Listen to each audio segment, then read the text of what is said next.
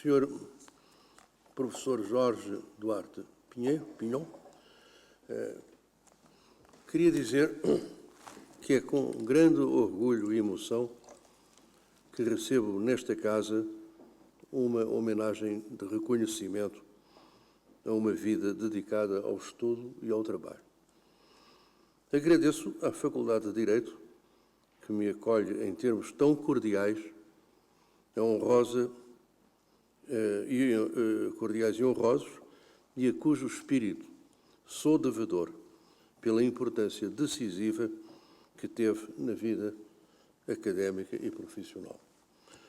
Agradeço aos organizadores entusiásticos deste evento, os professores Dr. Paz Ferreira e a professora Clotilde Palma, um e outro de energia, simpatia e de uma generosidade que eu diria sem limites e que já exprimiram numa homenagem realizada em São Paulo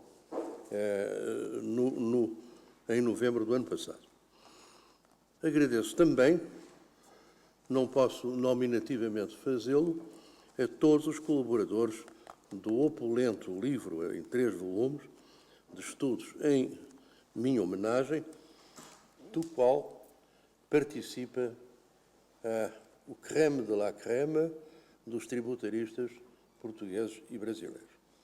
A todos os colaboradores, agradeço do coração o esforço do trabalho e a honra que me concederam, bem como as palavras gentis que muitos me dirigiram.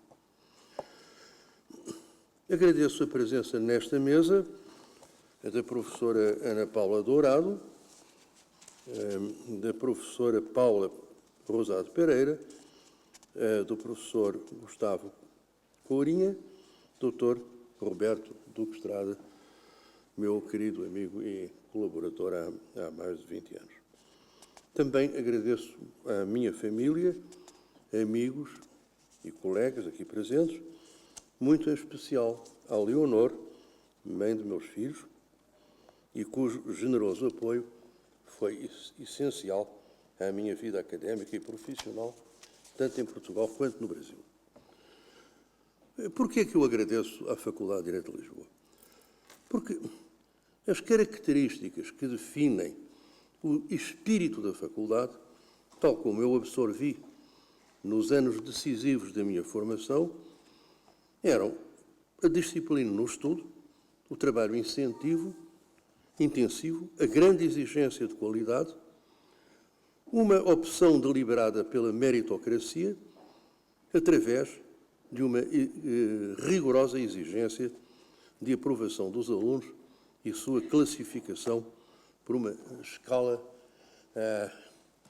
de graduação de 0 a 20. A dosimetria das notas era de tal relevância que assumia o significado de uma marca ou condecoração que se portava a vida inteira. Aproveito para contar uma pequena história que há um tempo, em Brasília, numa homenagem em casa de um cliente meu, um diplomata na Embaixada de Portugal em Brasília cumprimentou-me com uma frieza um tanto assustadora pela glaciariedade da mulher. Não tinha ideia de ter visto aquele rosto e ele, ao fim, me chamou e disse: considero-me vítima de uma discriminação arbitrária porque o senhor professor, na cadeira que eu sabia mais, que era Direito Fiscal, me deu um 10 e na que eu sabia menos, deu-me 16. Eu digo, nem no Tribunal de Nuremberg tudo teria prescrito, menos em Brasília, em que, tantos anos passados, o homem estava preocupado. Eu não resisti e perguntei: mas o que é que acha injusto? O 10 ou o 16?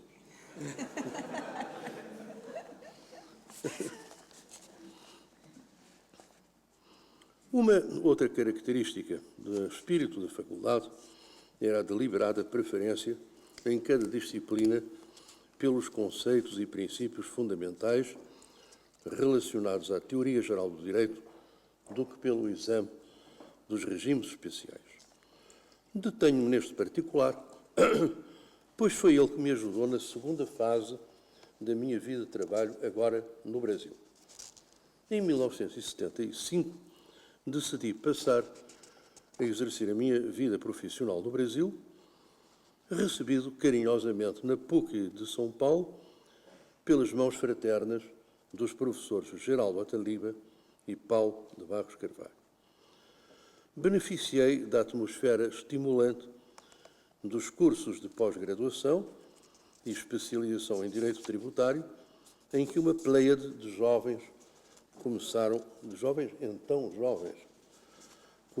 a contestar a visão tradicional deste ramo de direito, ainda eivada de influências contabilísticas e regulamentares, para construir uma visão, então, heterodoxa, baseada na lógica jurídica, na teoria da linguagem e no primado dos princípios constitucionais.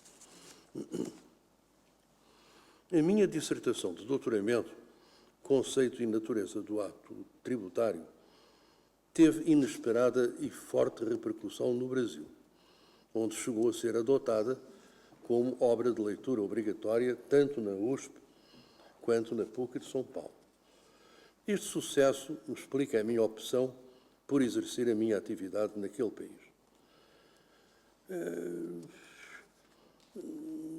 Então várias pessoas me chegavam a perguntar, mas como é que consegue adaptar-se à lei brasileira? Não é totalmente diferente da lei portuguesa? Eu explicava, mas exatamente da mesma maneira como eu teria que me adaptar se a lei portuguesa fosse inteiramente revogada e eu tivesse que estudar uma nova. Digo isto, evidentemente, com um pouco mutatis mutandis, mas para explicar que foi realmente o caráter de recurso aos conceitos fundamentais, aos princípios constitucionais, aos princípios da teoria geral do direito, que não ao exame detalhado dos regimes especiais, que isto foi possível. Também no direito fiscal, quando me perguntam o que é que me aconselha a começar a estudar, eu digo por dois capítulos: a teoria da interpretação das leis e a hierarquia das normas jurídicas.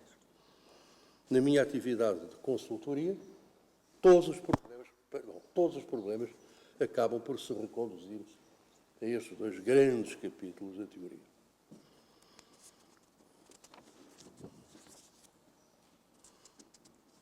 É o momento também de lembrar os meus alunos, colegas dessa época. Dos alunos, tive a oportunidade de ter, sentado assim no anfiteatro à minha frente, dois dos melhores alunos que passaram, naquela época, pelos bancos da escola, que foram o professor Marcelo Rebelo de Sousa e o Jorge Braga de Macedo.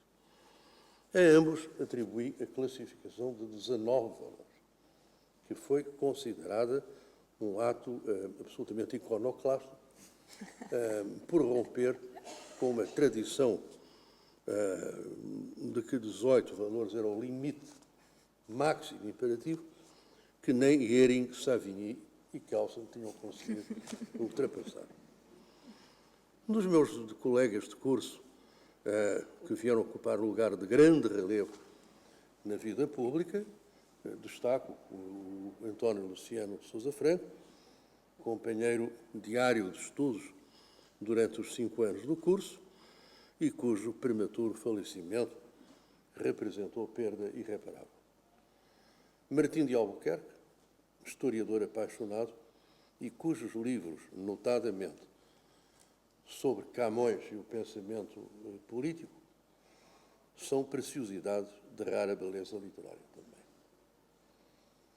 Também os professores. Não é possível fazer uma referência a todos e a cada um dos professores, mas queria apenas salientar aqueles que marcaram o meu espírito de uma forma mais forte.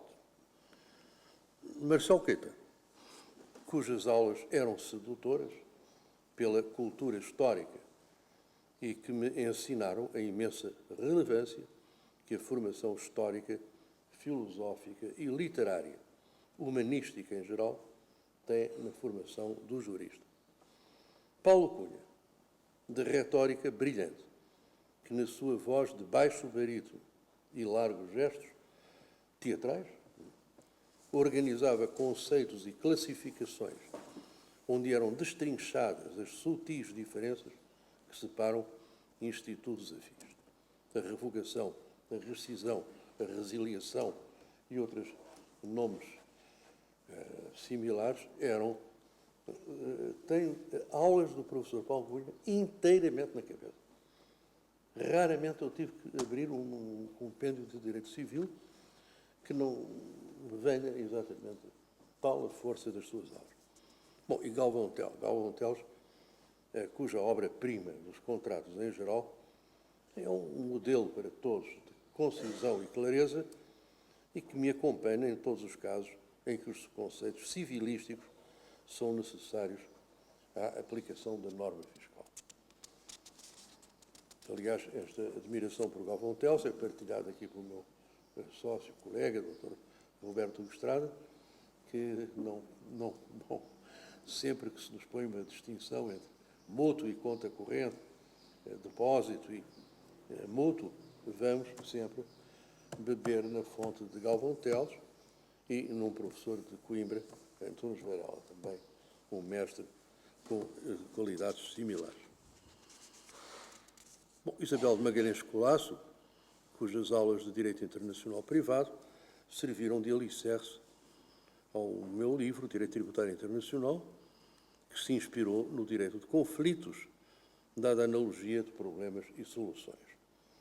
Uma vez, quando vinha a Lisboa, encontrava por vezes com a professora Magalhães Colasso e pedi conselhos para a sistematização dificílima de um livro sobre Direito Tributário Internacional.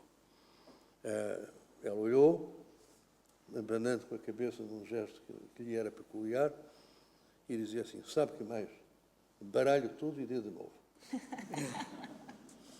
E assim fui eu, um pouco decepcionado com esse trabalho que me tinha caído no colo. Agora, é de momento de agradecer aos meus mestres com quem trabalhei em estreita colaboração como assistente.